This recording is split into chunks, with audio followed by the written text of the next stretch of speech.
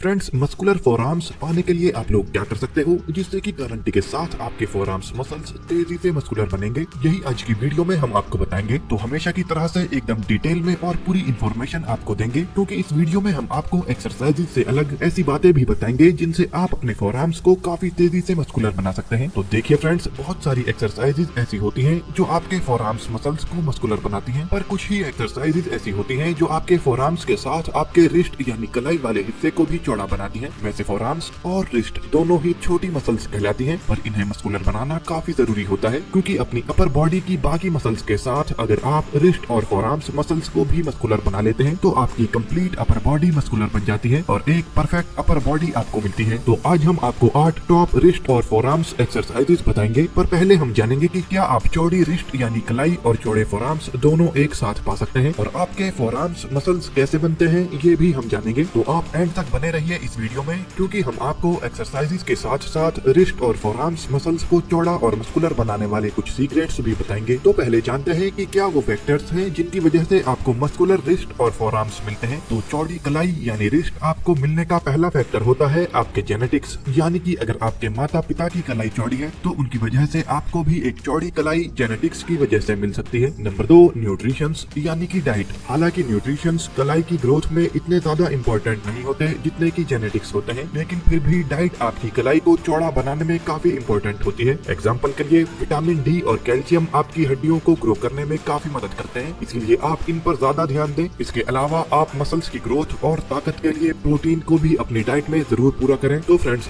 सीधी सी बात यह है कि आप जेनेटिक्स और सही डाइट के बिना एक चौड़ी कलाई नहीं पा सकते, क्योंकि फ्रेंड्स आपकी कलाई पर ज्यादा मसल्स नहीं होते, इसीलिए कलाई को चौड़ा बनाना बहुत ही मुश्किल होता है। पर इससे अलग आप अपने फोरआर्म्स मसल्स को स्ट्रॉन्ग और मस्कुलर बनाने पर ज्यादा ध्यान दे सकते हैं, क्योंकि आपके फोरआर्म्स में काफी मसल्स होते हैं जिन्हें आप मस्कुलर बना सकते हैं, और फोरआर्म्स मसल्स को मस्कुलर बनाकर आप थोड़ी बहुत ग्रोथ अपनी रिस्ट यानी कलाई पर भी देख सकते हैं। तो फ्रेंड्स, आपके फोरआर्म्स 3 मसल्स से मिलकर बने होते हैं। पहला है रिस्ट फ्लेक्सर मसल्स, दूसरा है रिस्ट एक्सटेंसर मसल्स और तीसरा है ब्रेकियोरेडियालिस मसल्स। तो पहले बात करते हैं रिस्ट फ्लेक्सर मसल्स की, जो कि आपके फोरआर्म्स का पीछे वाला भाग होता है, और इस मसल्स को बनाने के लिए आपको अपने हाथों वाली ऐसी एक्सरसाइजेस को परफॉर्म करनी चाहिए जिनमें आप ज्यादा सेट निकालते हैं और फुल रेंज ऑफ मोशन के साथ यानी धीरे धीरे एक्सरसाइज को परफॉर्म करते हैं। दूसरा है wrist extensor muscles. Wrist extensor muscles forearms के अंदर के हिस्से को कवर करता है। हालांकि आपके एक्सटेंसर्स एक बड़े मसल्स में होते हैं और ये मसल्स आपके पूरे फोरआर्म मसल्स को एक अच्छा शेप दे सकते हैं। और अब एंड में आते हैं ब्रेकियोरेडियालिस मसल्स पर। ब्रेकियोरेडियालिस फोरआर्म्स का आगे का हिस्सा होता है। जब आपके आर्म्स एकदम से हिलते हैं या फिर जब आप किसी भारी चीज को उठाते हैं, तब आपकी ब्रेकियोरेडियालिस मसल्स ही काम करते हैं। तो अगर आप अपने ब्रेकियोरेडियालिस मसल्स को अच्छे से ट्रेन करेंगे तो आपके फोरआर्म्स काफी मस्कुलर दिखेंगे, क्योंकि ये आपके फोरआर्म्स के सबसे बड़े मसल्स होते हैं। चलिए अब बात करते हैं एक्सरसाइज की, जिनमें हम आपको 8 एक्सरसाइजेज के बारे में बताएंगे, और आपको कोशिश करनी है कि इन 8 एक्सरसाइजेज में से कम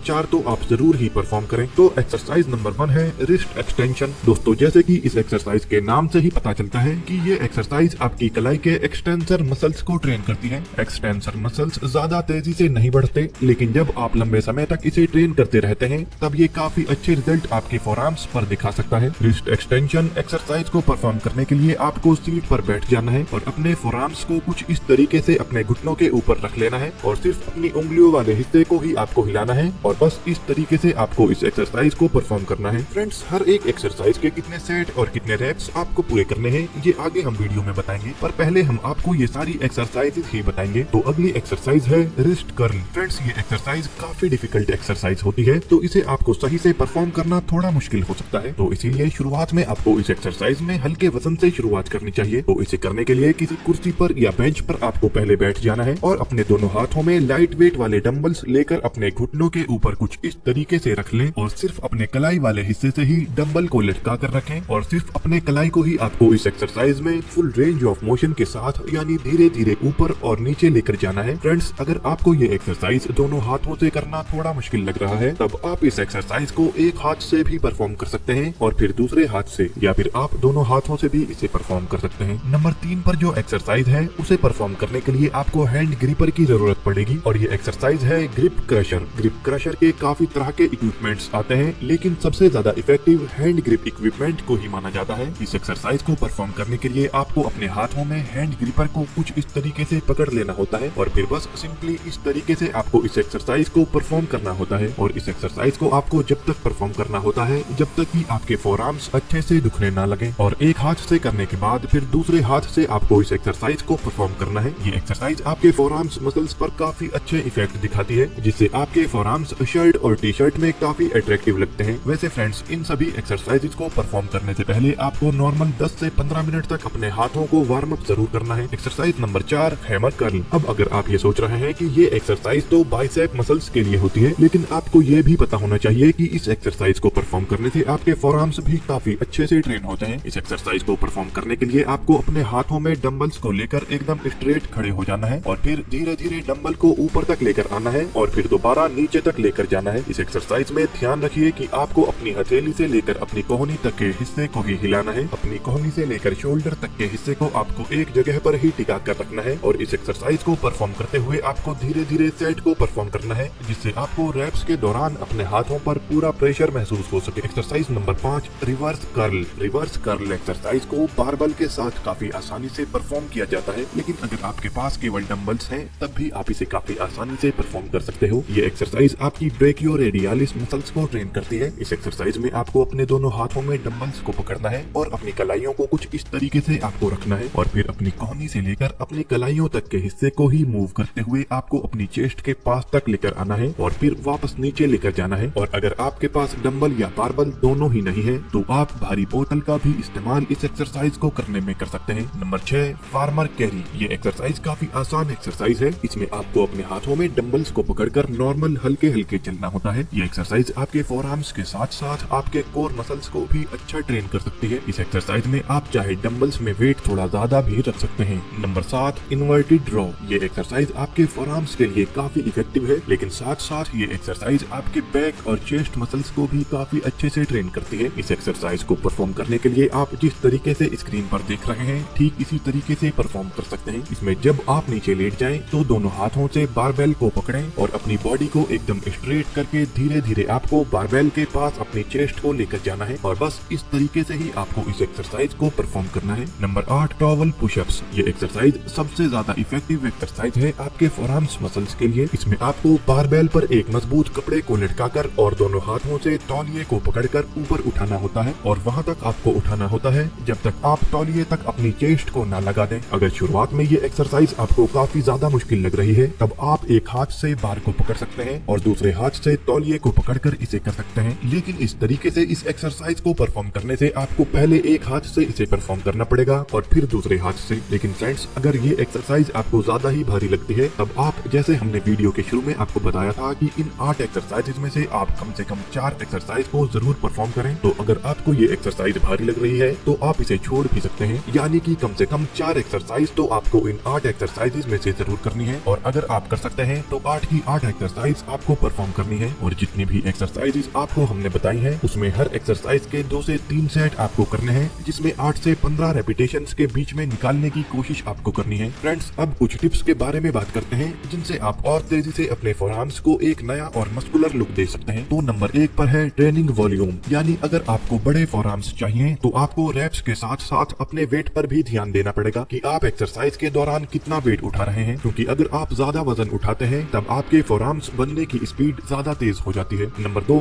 ईट मोर प्रोटीन, यानी अपनी डाइट में ज्यादा प्रोटीन का इस्तेमाल करें, क्योंकि अगर आपको बड़ी मसल्स चाहिए तब आपको प्रोटीन इंटेक अपनी डाइट में ज्यादा करना होगा, जिसके लिए आप एग्स, चिकन, पीनट्स या फिर प्रोटीन पाउडर का भी इस्तेमाल कर सकते हैं, क्योंकि किसी भी मसल को बड़ा बनाने के लिए प्रोटीन सबसे ज्यादा इम्पोर्टेंट होता है। और अगर आप अपनी बॉडी के सभी मसल्स को बड़ा बनाना चाहते हैं तब आप अपने 1 किलो वजन पर 1.5 ग्राम प्रोटीन का इस्तेमाल करें, यानी अगर आपका वजन 50 किलो है तो आपको 50 × 1.5 यानी 75 ग्राम प्रोटीन एक दिन में लेना जरूरी होता है। तो फ्रेंड्स, होपफुली आपको ये इन्फॉर्मेशन अच्छी लगी होगी। ऐसे ही और इन्फॉर्मेशनल वीडियोस के लिए आप इस चैनल को सब्सक्राइब जरूर कर लेना। Bye friends, take care.